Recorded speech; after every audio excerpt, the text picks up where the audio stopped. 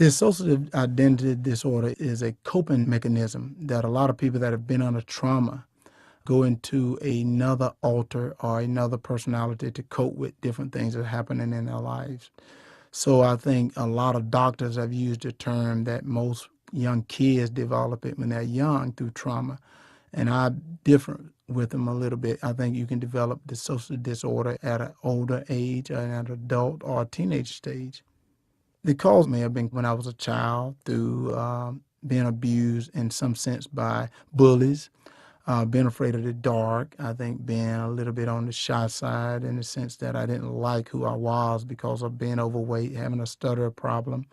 Then I had another really big change for myself is going into college, leaving home, leaving family that I love so much and going into a whole different world. So I think in my life, the trauma for me may have just come from being afraid of people in some sense. I think the social disorder give you an opportunity to cope with different trauma. So for myself, I use a lot of the fear to be able to run fast. I'll use a lot of the fear to generate great strength, to go out and play in the NFL. But I think the negative that I associated with this social disorder, I lost my wife. I lost a lot of close friends. I lost a lot of family members, great people. They didn't understand the social disorder. So you lose friends. And at the same time, for myself, the anger that I had that I didn't understand. So that's the negative part of it. My faith and spirituality has helped me out a great deal through this whole dissociative disorder.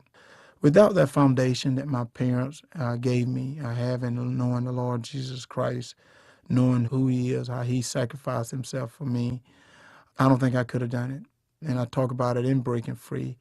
When I first knew that my life was sort of going, as I say, wacko, I went to a preacher. I went to a preacher because, that's the way I grew up. I went to see if there was something going wrong. He betrayed my trust. And betraying my trust then, I lost confidence in him. But I didn't lose confidence in my Lord Jesus. I know he's just a man, and that's what I tell people all the time, that there's people out there that may do you wrong, but, don't lose your faith. They're not going to make you lose your faith. And I fell back to another minister, Tony Evans, and I know that God has sacrificed for me. And, I use that term that he's sent his guardian angels to take care of you during this tough time. But one thing that you have to always remember that Satan works too. So that playbook that people have of my life, that Jesus have of my life, Satan seen that same playbook, that he knew at the time that there was anger. Herschel had a lot of anger. Even though God was sending his guardian angel, Satan was trying to send that anger to make things a lot more difficult for me. So you have to continue to pray. You have to continue to ask for help, but you can't be afraid to go to a doctor. And I think I was blessed to have a doctor like Jerry Magazi, who I speak about in the book, to go get help. And I think that's the biggest key. And I tell everyone, it's nothing to be ashamed of. I think a lot of people suffer dissociative disorder.